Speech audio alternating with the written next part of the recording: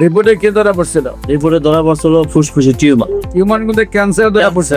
Cancer এখন গিয়ে আল্লাহর রহমতে আপনার নাতিন সুস্থ। মোটামুটি এখন সুস্থ দেখতেছি।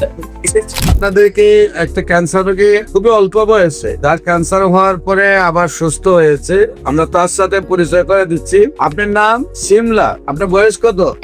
13 বছর। আপনার কি সমস্যা হয়েছিল? এখন আপনি কয় মাস ওষুধ খাইছেন?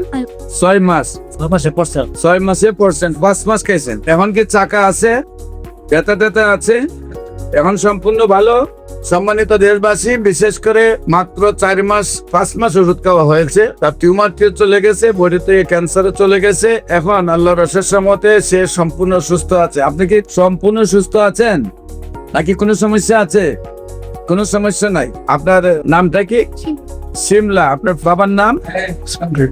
হ্যাঁ, মোল্লা। শিব মোল্লা। আপনার মায়ের নাম?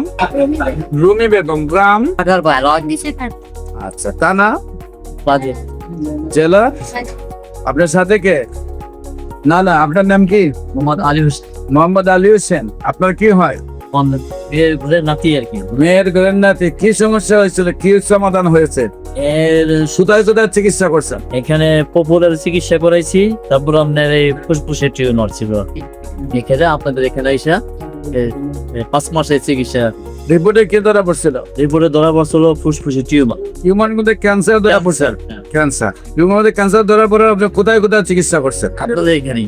আমাদের এখানে। আমাদের আগে কোথায় পপুলার? পপুলার। এখন গিয়ে আল্লাহর রহমতে আপনার নাতিন সুস্থ। মোটামুটি এখন সুস্থ দেখতেছি।